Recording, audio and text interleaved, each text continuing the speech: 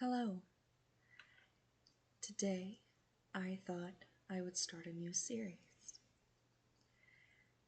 I've always really enjoyed learning about Greek gods and goddesses, the myths, the legends, the tales, the folklore that all goes with it. And I thought that maybe some of you might like it as well. And so I thought by starting this new series, we'd be learning together somewhat about different stories. Um, Disclaimer, this does not mean that I don't believe any of this is real. This is more just going based off of the universal idea that these are more myths and legends associated with this. This does not reflect my true belief system, and I firmly believe you can believe in whatever you'd like. With that being said, I vote we get started.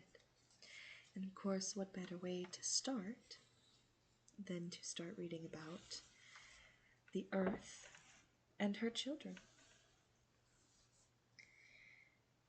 In the beginning, there was nothing at all that anyone could have discerned, only a yawning gap that stretched in all directions. It was featureless, indefinite, and without orientation. Eventually, however, things began to emerge. First came the earth, broad-breasted and standing firm. Next came Tartarus, who lurked beneath the earth, awaiting a time when the greatest of criminals be handed over to him for punishment. Third came Lust, whose task it would be to loosen the limbs and beguile the senses of the gods and mortals alike. Finally, darkness and night emerged. Mingling together, they created air and day. All by herself, without needing help from any male slay, Earth gave birth to sea, sky, and mountains. Then, entering sky's bed, Earth conceived more children. Some of these were splendid in appearance and leaders by nature. They wanted to bring order to the new world by setting the sun on its eternal course, channeling the swirling waters, and establishing a community. One of them, Mnemosyne, stood by to record her siblings' great deeds so that they'd never be forgotten.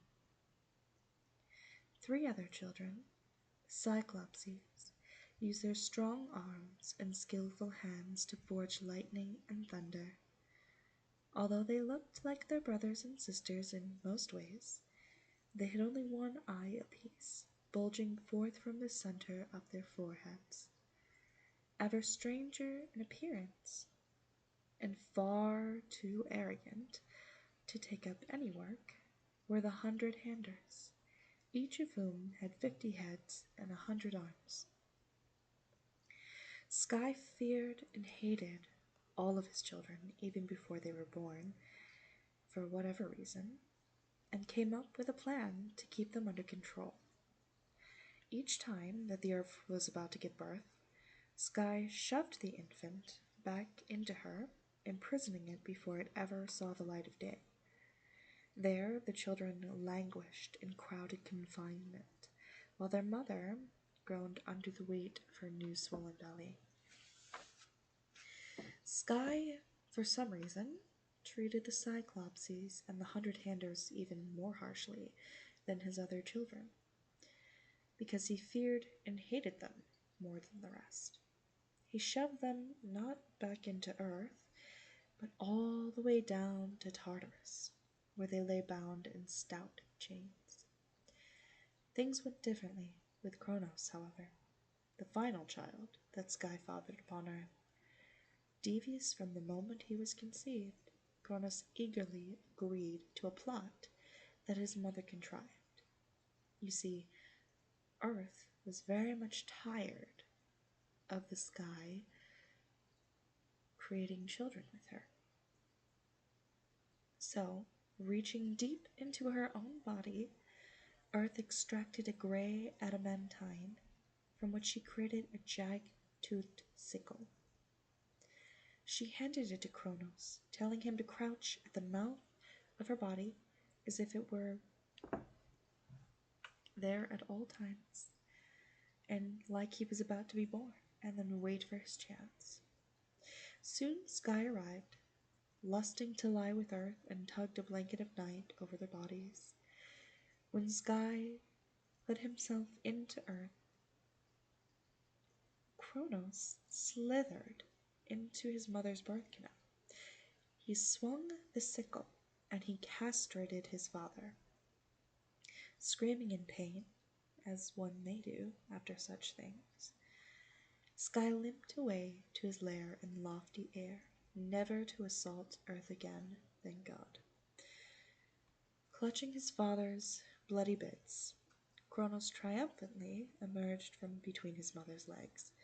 He flung the bit of flesh into the sea, where they bobbed up and down on the waves, collecting them around themselves a foamy froth.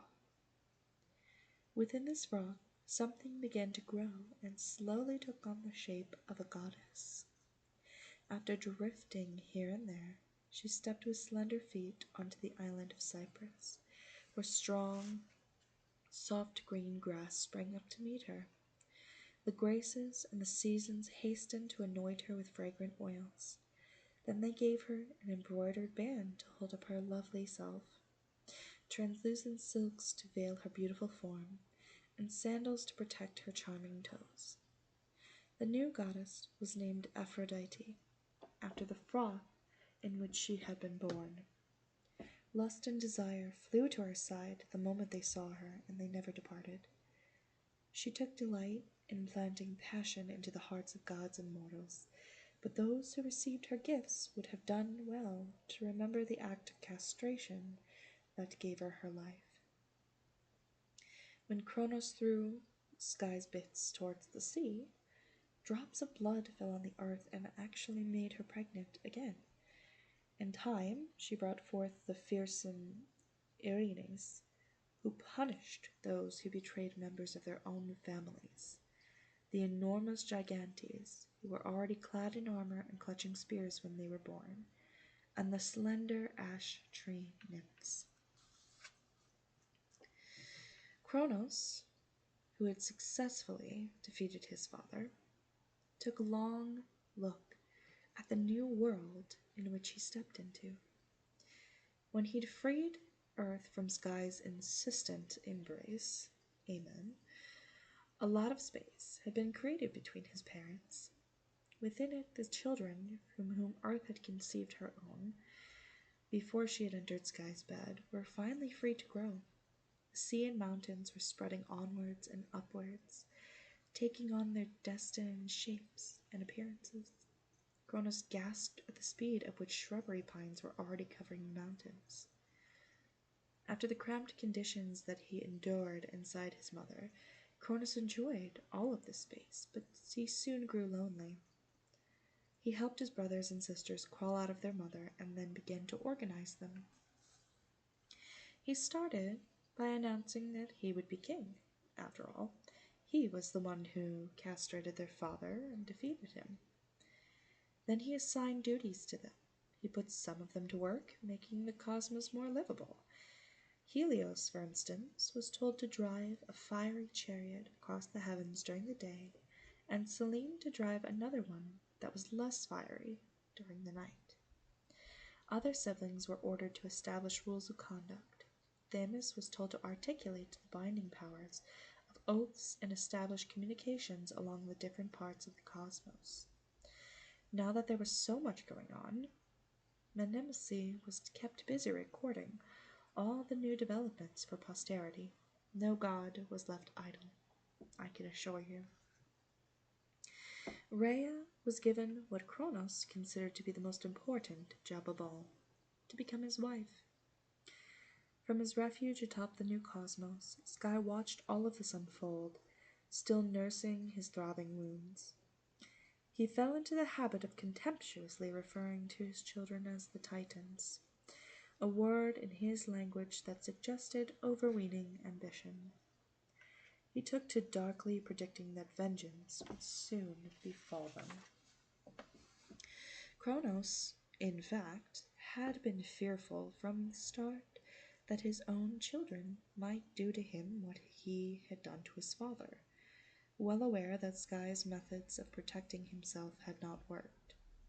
Kronos thought really long and hard about a better solution.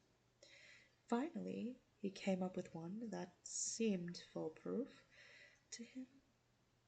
As Rhea gave birth to each of his children, Kronos swallowed it down in a single gulp. No one, he chortled, would be able to escape from his belly. Rhea was just as unhappy about this situation as Earth had been about hers, and called on her parents for assistance. They helped her devise a plan that would be executed by Rhea, Earth, and Hecate, who had been serving as Rhea's midwives. The three sequestered themselves on the island of Crete, far from Kronos' throne room, and waited for the child to arrive.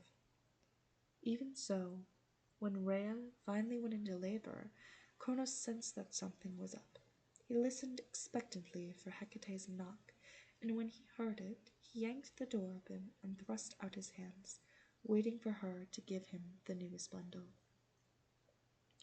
But in the moments after the child was born, the goddesses, being oh so clever, had made a quick exchange. Hecate handed Kronos not his newborn son, but a stone wrapped in swaddling clothes. Kronos gulped it down without noticing any difference, burped, and then went back to the business of telling other siblings how to do their jobs. Not surprising. The real child remained on Crete, safely tucked into a cave. Nymphs cared for him there, and Amalthea, a gentle goat, nursed him.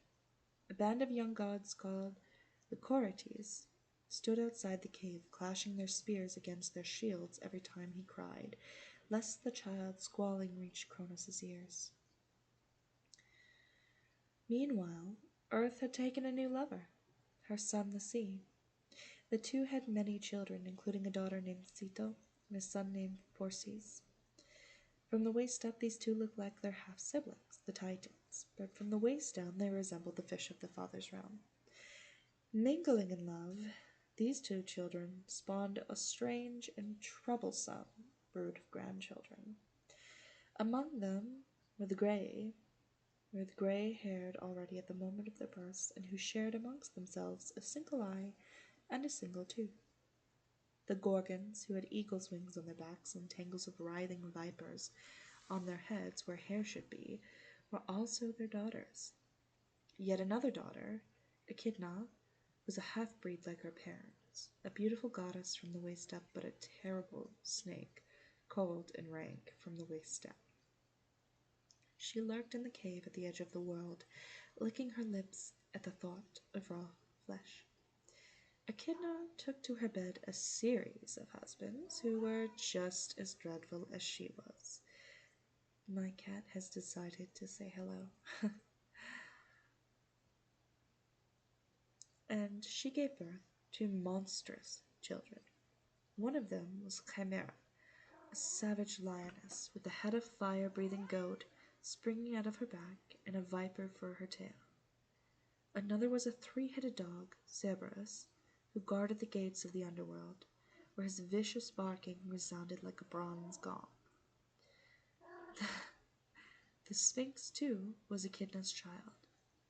She had the body of a lion and the head of a woman, behind whose rosy lips lay a maw of needle-sharp teeth that would bring death to mortals in later years. The evil-minded Hydra, a snake with 9 heads, and the Nemean lion, who would be bane for mortals and their flocks, were Echidna's children as well. If Kronos' last-born son survived and somehow managed to overthrow his father, He would inherit a cosmos full of challenges. He, his siblings, and their children would not only have to conquer the Titans, but vanquish these offspring of Ceto and Phorcys as well. In the cave on Crete, the baby grew, nourished by Almathea's milk and nestled against her silky belly. Rhea named him Zeus. Zeus was fascinated by the glinting shafts of light that were cast into the cave by the Curetes' shields, and soon learned to slip away from the nymphs when he wanted to visit the young gods. His development was in all ways prodigious. One day, Kronos spotted unusual activity on the island and rushed over to investigate. Zeus quickly turned the nymphs into bears and himself into a snake, successfully deceiving his father somehow. Although Zeus had responded to that emergency effectively, the incident really made it clear that the situation was very precarious. The earlier he defeated Kronos, the better, and he began to look for a way to do it. Some of the younger Titans had more in common with Zeus than they did with Kronos, so one of them was Zeus's cousin, Metis, a daughter of the ocean, and Tethys. Metis was the cleverest of all the gods, adept at finding solutions to problems that seemed insurmountable to others. She suggested to Zeus that she could slip Kronos an emetic, which is a drug, and when the drug did its work, he would vomit up Zeus's brothers and sisters who were still imprisoned in his belly. These gods would become Zeus's allies.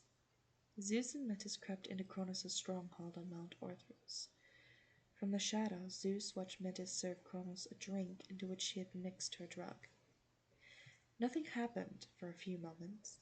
Then Zeus heard a rumbling sound that reminded him of an earthquake. Kronos turned pale and then began to sweat and gag and retch. Suddenly up came the stone in the swaddling clothes, followed in quick succession by Hera, Poseidon, Demeter, Hades, and Hestia, reversing the order in which Rhea had given birth to them, and Kronos had swallowed them. Eventually, Zeus retrieved the swaddled stone and enshrined it at Delphi, or Delphi, depending on how you pronounce it. War broke out between the older and younger gods, with the Titans using Mount Orthrus as their base, and the younger gods using Mount Olympus, which lay many miles to the north. For 10 years they battled on, their spirits grown weary with the toil of it. So evenly matched were the opponents, the victory seemed out of their reach for either side. Then Earth approached Zeus with some further advice. The Cyclopses and the 100-handers, she told him, still languished in Tartarus, where Sky had long imprisoned them. If Zeus rescued them, they would be fierce and very loyal allies. So Zeus journeyed down to the part of the cosmos that no god had ever dared to visit. Once there, he discovered that Tartarus had ordered his ghastly daughter Campe to stand guard over the prisoners. From the waist up, she looked like a woman, but below she had a writhing blind worm's body, tipped with venomous sting that she kept poised above her head, ready to strike. Similar, probably, to some sort of scorpion. In many arms that sprang from her shoulders ended in talons as sharp as the sickle that had castrated Sky. Deftly thrusting with his spear, Zeus managed to kill her, the first great victory of his career. Then he released his uncles, who fell to their knees and swore loyalty to him immediately. The arrival of the Cyclopses and 100-handers turned the tide of the war. The Cyclopses forged thunderbolts for Zeus to hurl at the 100-handers. Retching great boulders from the soil, barraged the Titans. Soon, many of them lay wounded or bound in chains. The gods' victories seemed certain. But then Earth took Tartarus as her new lover, and in his coiling embrace she conceived Typhon, her most dreadful child yet, a creature so large that his head bumped the stars as he strode across the plains. From his eyes spirals of fire. From his mouth came a roaring, barking, squealing, grunting, bellowing, and shouting of every creature imaginable, so loud, in fact, that the hinges on the doors of the younger god's fortress trembled. Lank, filthy hair grew from his scalp, from where his shoulders sprang in all manner of writhing vipers, as well as innumerable arms, each hand of which clutched a weapon. Below his waist there were vipers as well, each one thicker than the trunk of an oak tree. Were it not for the bravery of Zeus, Typhon would have seized power. Most of the gods, upon glimpsing him, had transformed themselves into animals and fled to Egypt, where they lay hiding themselves. Zeus stood his ground, though, flinging lightning bolts against Typhon as fast as the Cyclopses could forge them, until the monster's body caught fire. Earth, too, caught fire under Zeus's assault. Parts of her expanded in expanse melted like tin into the blacksmith's ladle and ran rivulets across her skin. Sea was startled to see the flames dancing across his waves. The clamor was terrible. Deep within Tartarus, the Titans clung to Kronos in fear. Finally, Typhon was conquered. Zeus wrapped the adamantine chains around what remained of him and hurled the bundle deep into Tartarus. Struggling against his bonds, Typhon disrupted Earth's surface far above, forming Mount Etna. Now and then, still roaring with frustration, he sent jets of fire into the air and streams of lava rolled down the new mountain slopes. From his breath came a destructive wind that hurled boats to the bottom of the sea and destroyed what humans had built on land. We will end it there for now, and our next chapter will be about Zeus and how he becomes king. Thank you for listening. Bye bye.